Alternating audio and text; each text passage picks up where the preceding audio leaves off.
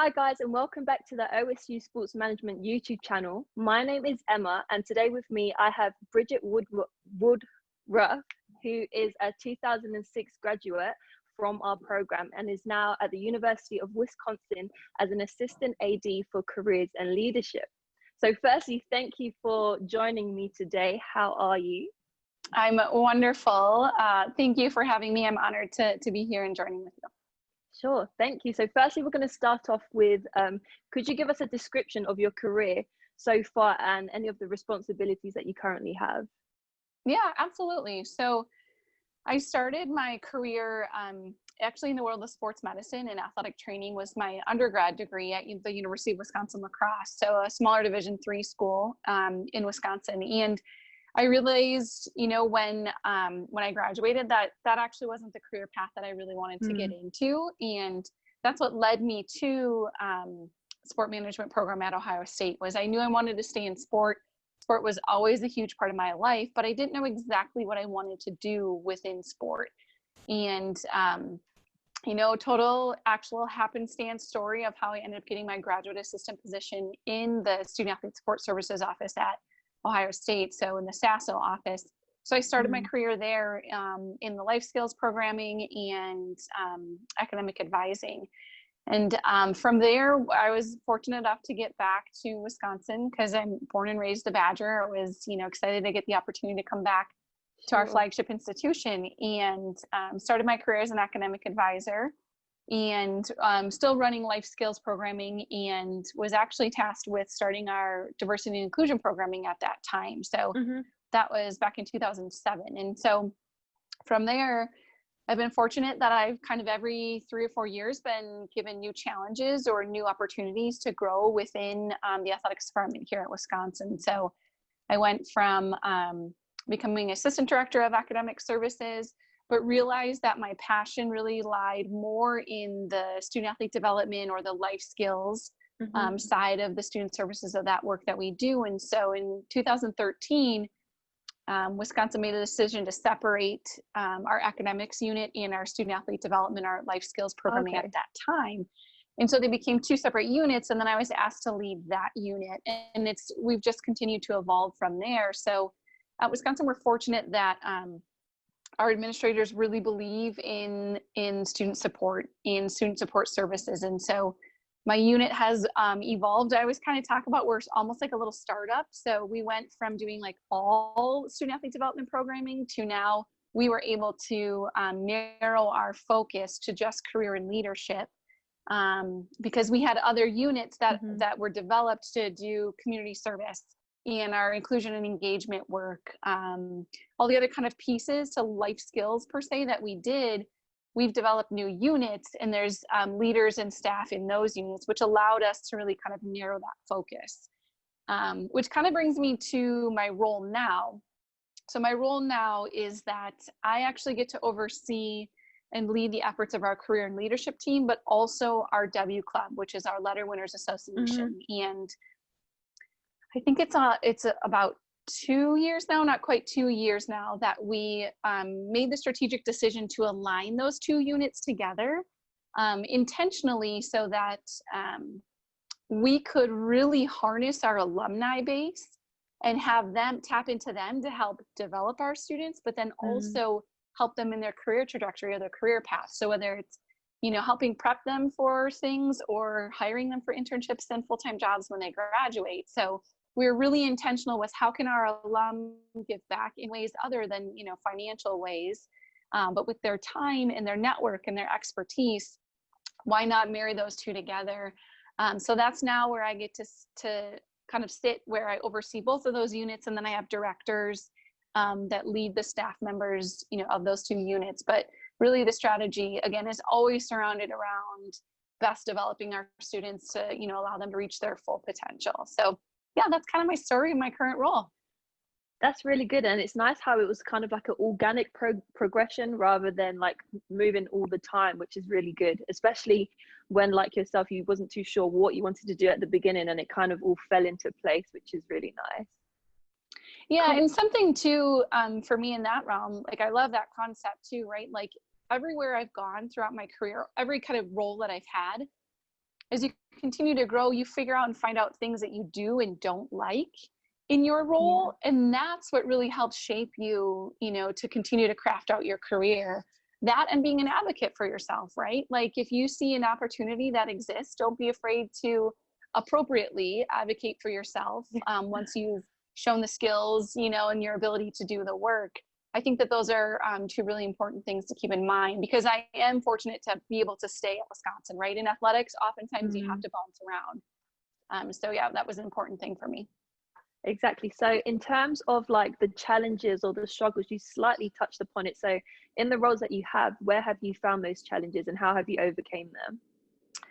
Yeah, I think, you know, if it's kind of generalizing along the way through my career, if I can pinpoint, probably the one challenge that's probably the hardest is really it's students' time, right? So when you're in a support role per se, you know, when we're in the student services area, these student athletes have such limited time, right?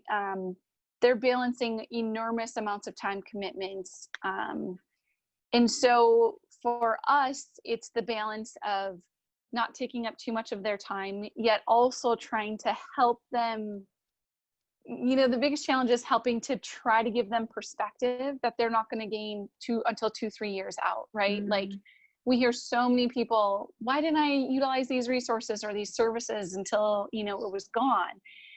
But sometimes it just takes time to make those realizations and have that perspective. But I think the biggest challenge is managing their time, not overloading them, helping them to realize the value in the resources that we do have and provide that frankly won't be there forever for them, you know. And the way that we overcome it is, honestly, it's relationships. You have to have strong, solid relationships with your coaches as well as with your student athletes, right? Like if you, they don't necessarily have to come see us. So if you get one opportunity to make a solid impression on that student and show them how you can help and build that relationship, if it's not solid from the beginning, you're quickly going to lose them because of those time demands and they're pulled in so many other ways. So, you know, that's probably what I would categorize as like an overall sort of challenge that I've seen throughout my career. And I think as well, just because you have such a spectrum of athletes, from like ability to just personal, like how they are personality wise, and then academically, just all these factors that you have to make very specific to each individual. So that must also be a challenge to kind of like work with. Cool. So the next question is, and that's where you can go. Oh no, I was just gonna say, that's where I do feel really fortunate, because you're spot on. Every single student is unique and they're all individual. And the part that we're really fortunate in terms of the career side is we've got the staff resources to have individualized plans for all of our students. So we don't have to do mass programming. We're making it individual to them, which allows and it helps with that buy-in, you know, when it's personalized for them. So that's a key part if anyone was going to get into this work. Awesome. So in terms of influences, who has influenced you the most in your career and how? Yeah, that's a great question. You know, absolutely. So Leslie Barnes was the staff member at Ohio State who hired me as a graduate assistant. So she totally took a chance on me of like, you know, this girl who went to undergrad for athletic training, and now she's going to make a leap into student support services, you know, around life skills and academic advising. So she took a leap of faith with me and hired me as a GA. But she was is a pioneer in the world of life skills. And so I was super fortunate to work under her while I was at Ohio State. Doug Teat, so Doug is my current direct supervisor. He's actually the one that hired me initially back to Wisconsin in 2007, and has continued to give me opportunities to grow, you know, through all these positions and the opportunities at Wisconsin. You know, I guess I would say certainly colleagues across the country that I engage with regularly, but the other key influence I would say in my career has been Chris McIntosh. He's our deputy athletics director, and he brings a very different lens to sports. So he played at Wisconsin. He was a football player, played in the NFL. So he has that background, but he comes from more of the business world, the startup world. And so really just challenges my thinking in a really positive way and kind of pushes me outside of my comfort zone in ways that really I hadn't been before. So he's been someone that's definitely had a great impact on my career as well too. Oh, that's good. And I guess it's good that you can bring both together to combine it and then kind of digest it to move forward with the role that you have, which is super cool. Cool. So many students aspire to be professional athletes once they graduate. So what do you have in place to ensure that it's received and engage with effective exposure for the working world? Yeah, that's a great question. Something, that we deal with all the time, right back to their time and what are their priorities. So the very first thing that we set, so we have in our career and leadership team, we have 4 staff members that all serve as career counselors. So all of our UW student athletes have an academic advisor who's going to help them plan their degree and their classes and tutors and et cetera. Then they also have a career coach who's assigned, or career counselor who's assigned to their team as well. And so from the get-go, those conversations we talk about parallel plans. We don't talk about plan A and plan B, plan A being professional sports and plan B being not, because as soon as you start talking to a kid or a student about how they need to have a plan B because they're not going to make it, they're tuning you out. They're not going to listen, right? So that's first and foremost. We talk about parallel plans, and we also talk about what can you be doing now that's going to help you in your professional career. Whether that's your speaking skills, your interviewing skills, building a resume, finding out what your interests are and exploring those career interests. Because we may say to a student, okay, so if you do go play in the professional sports and you make a ton of money, what are you going to do with your money? Like, let's explore that. What are your interest areas? And let's get you some exposure to those career opportunities. So we have like 5 different phases that we kind of walk students through from a career perspective, whether it's self-awareness to exploration to goal setting to preparation to then placement. So we walk students through. We've got activities and one-on-one coaching that we do through all of those phases. Again, the key part being that it's individualized for those students, right? So we have a student who comes in and they've only got 5 hours a week in the summer to get some sort of work experience or work exposure. That career counselor is going to work with our employer relations staff and our alumni staff to find some sort of opportunity for them. It might not be your traditional 9-to-5 internship all summer long, but we're going to help to make modifications and work with employers who really see that value in our student athletes' skills that they bring to the table. So a lot of individualized support and approach is what really helps us to get them that exposure, and goes back to what I said earlier about your relationships with coaches. If coaches can see the value in the work that you're doing and that it's not just going to take up time, right? That's a huge thing that helps support our students too, or helping a student learn how to advocate for themselves in a conversation with a coach who might want to, may then be supportive to letting them to go do an internship 1 day a week or whatever it might be. So those are kind of some key things that we do for all of our students, but in particular for students who have pro aspirations as well too. And especially for student athletes who are used to very strict schedules, it's nice that you've broken it down so it looks like, well, not so it looks like, so there are achievable goals along the way, which for me, I'm an athlete too, so I have everything down to make sure that I achieve all of them. And then the next question is, what areas of the working world do you tend to see most student athletes favor towards and favor least towards? Yeah, that's a good question. We have a whole, spectrum of, we've got, I think our students are in like 90 different majors across campus. So it is really a huge kind of spectrum of where they end up in. But our students are going to gravitate towards, because they're successful at it, things that have goals, like you just said, goal setting, metrics that they might be able to achieve, things that are competitive, spaces that they might have some individual control, but yet also they're part of a team that meets a team goal. Those types of environments our students really thrive in because of the transferable skills that they've learned, which, generalizing, sometimes that'll lead to sales types roles.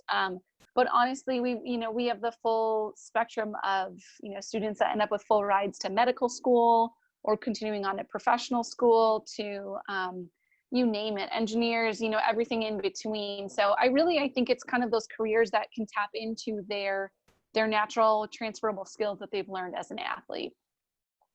And it's nice that you highlight the skills as opposed to the sports that they might be in, because within sport, people are just so educated and have so many talents. And the fact that you said like medical school, which is really hard to balance alongside training, to maybe like AD or something of those lines. So like you said, there's a big spectrum. Yeah. So why did you choose OSU to study your sports master's degree? Yeah, that's a great question. So for me, part of it was, so I went to a Division III school for undergrad, so a smaller school. So I definitely wanted exposure to a larger, Division I school, more, city, urban, type environment was a big part of it. The Midwest appeal, still appealed to me, given that I'm from Wisconsin. So that was cool. But kind of one of the two parts that set it apart, the prestige of the program, the process you take to get into the program. But then also the really big part for me was, because I was so undecided in terms of what area of sport I wanted to work in, the ability to do practicum work and internships as part of your program or your degree was really appealing to me. I didn't at the time have an interest in like writing thesis or research papers, et cetera. It was more about getting that practical experience. So the fact that that was tied into the degree was a big part of it for me as well too. So I think those are kind of the key reasons why I ended up choosing the program. And then in terms of your experiences whilst you were here, do you have a favorite memory? It might not be good, it might not be bad, but just a memory that stuck with you. Yeah, honestly, oh gosh. I mean, we had a really close class. So we spent a lot of time, like, it's awesome when you're in that small cohort environment and the majority of people are coming in new, it's like you're a freshman all over again, meeting new people and joining that cohort. But so we had a ton of fun outside of our work environments and our role and stuff. So I made some great friends. But honestly, the really funny part was, I will never forget day one, my roommate. So I ended up with a random roommate, but she was in the program. So we roomed together, and another fellow classmate who she went to OSU for undergrad. And so the three of us were just walking to, decided we were going to walk to class together the very first day. Well, we were late. So it was like, we walked into our very first grad school class of our entire cohort. And to be honest, I think all the instructors were there, and we like snuck in and had to like walk to the front to try to find seats because we were super late and they had already started. So it shows you a little bit of my personality of my undergrad very much taught me, if you're early, you're on time. If you're on time, you're late. If you're late, don't even show up. So like that memory sticks with me of like, oh gosh, we were late on our very first day of class. Oh, wow. But honestly, getting to explore the campus and the downtown Columbus area was super awesome. Yeah, I could just imagine all the eyes just focused on you guys as you walked in and took your seats very quietly, at least. Okay, cool. So in terms of the incoming students who will be joining our program, do you have any advice for them? Yeah, absolutely. I think part of it goes back to why I chose the program. Take advantage of every practicum experience you can get, or internship experience. Volunteer your time for free. Especially, if you have the means and the capacity to do that, certainly like wanting to respect everyone's backgrounds and where they're coming from. But, if you're uncertain about what role you want to go into, like that was one of the best things for me, getting to experience a high school athletic director. What does a high school athletic director do on a day-to-day basis, right? Like I always thought, oh, that'd be kind of a really cool job. And then I shadowed a high school AD and I was like, maybe not so much for me, right? Like you really have to dig in and understand the day in and day out of that role and the career trajectory for those roles and the responsibilities that you have, and even navigating like what division of sports do you want to work in.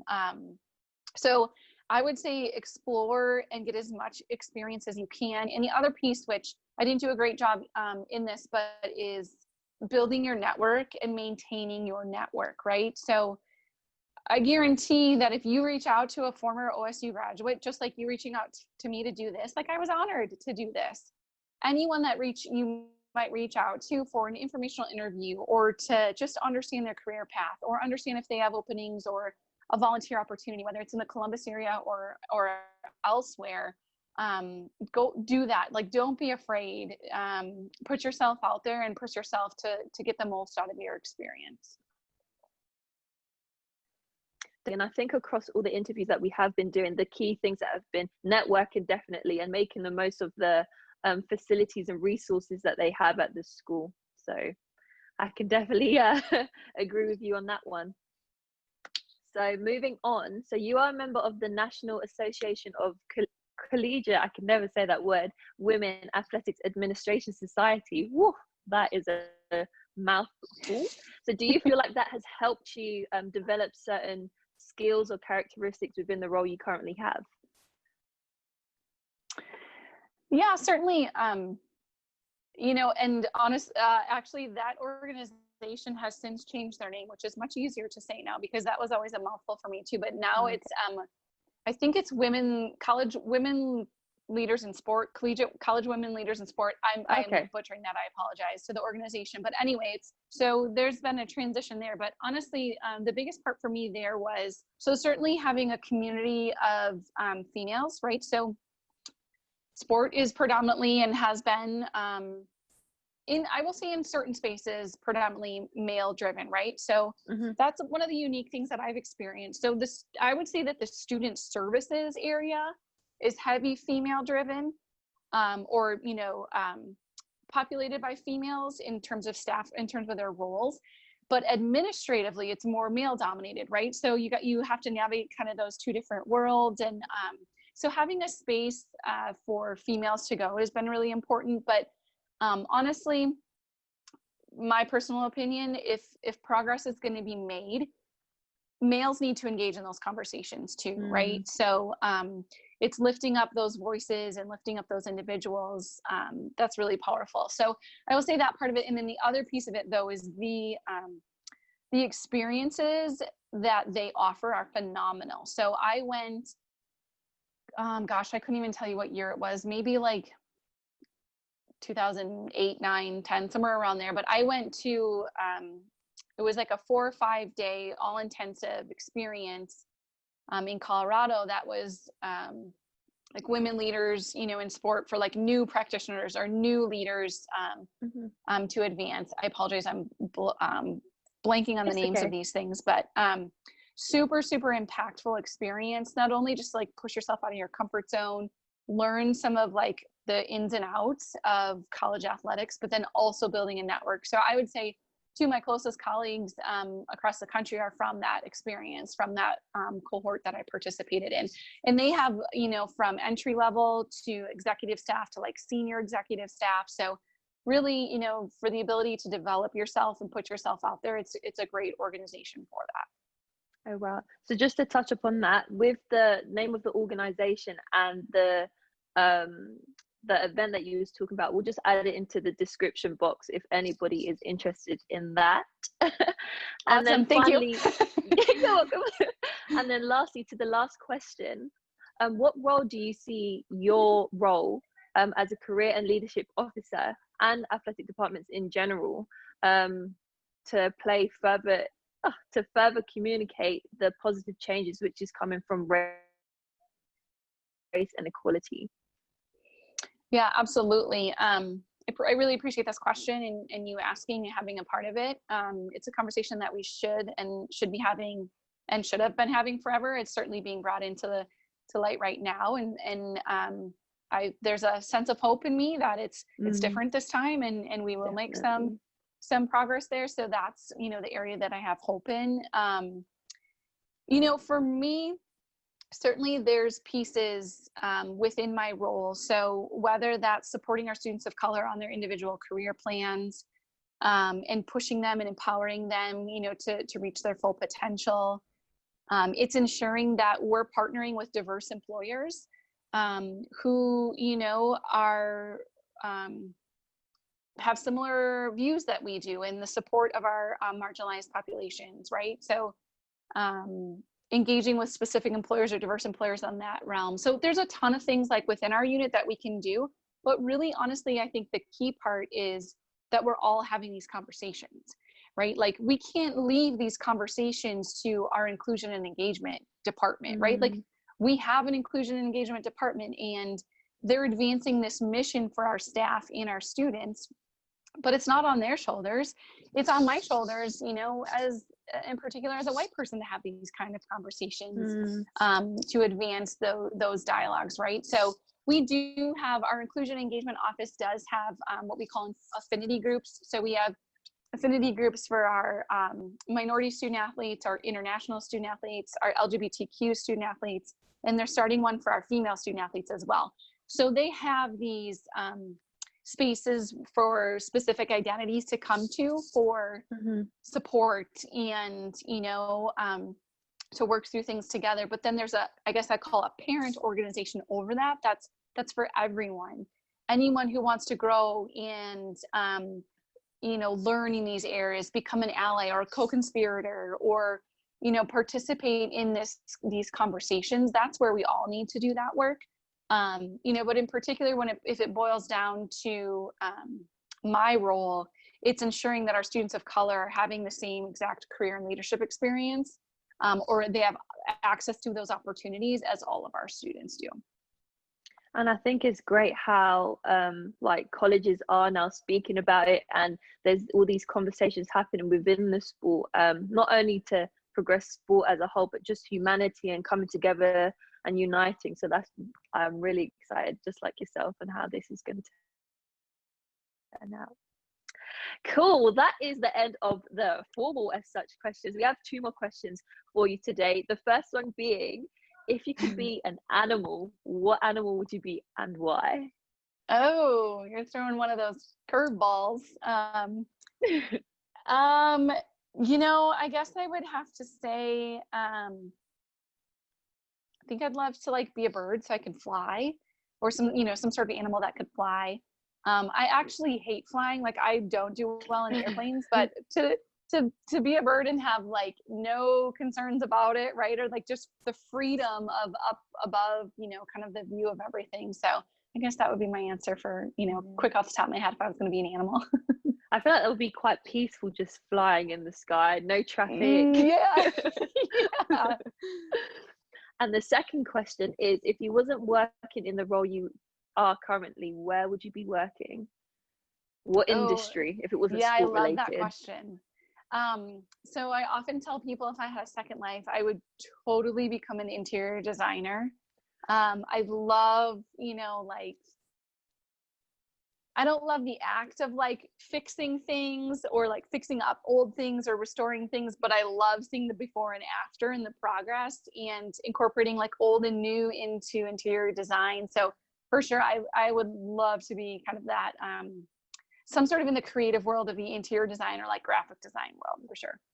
I feel like a lot of people during this social distancing and stay at home have become designers of their own, turning their houses from one thing to another. So I can definitely agree with you with that.